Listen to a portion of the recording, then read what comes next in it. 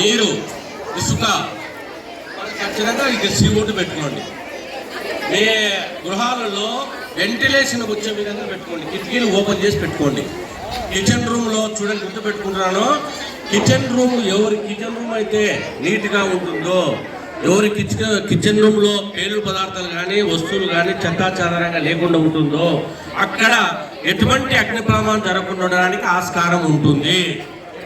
ప్రమాదం జరగడానికి ఆస్కారం ఉంటుంది. కాబట్టి అక్కడ మీరు ఖచ్చితంగా శుభ్రంగా నీట్గా పెట్టుకోవాలి. కిచెన్ రూమ్ ఎవరైతే ఇంట్లో దరిద్రంగా ఉంటుందో, ఎవరి కిచెన్ రూమ్లో అన్ని చెదారం ఉంటుందో అక్కడ అగ్ని ప్రమాదం జరగడానికి 100% ఆస్కారం ఉంది. వెంటిలేషన్ ఉండాలి.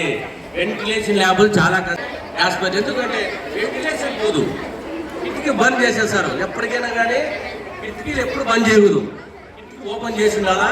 ఎప్పుడు వెంటిలేషన్ గాలి వెలుతురు వస్తూనే ఉండాలి. మీరు గ్రామాల్లో గమనించండి, గ్రామాలలో ఎక్కువ శాతం ఒక్కొక్క ఇల్లు లంకలాగా ఉంటుంది. లంకలాగా దంతెలు ఉంటాయి, ఇటుపక్క కిటికీలు ఉంటాయి, ఇటుపక్క కిటికీలు ఉంటాయి, ఇటుపక్క వాకిలు ఉంటాయి, ఇటుపక్క వాకిలు ఉంటాయి. ఎక్కడ మనిషి ఫైర్ ఎక్కడానికి ఆస్కారం ఉంటుంది. అందుకోసమే మేము స్కూళ్ళలో కానీ ఎక్కడైనా స్టేర్ కేసెస్ పెట్టేది.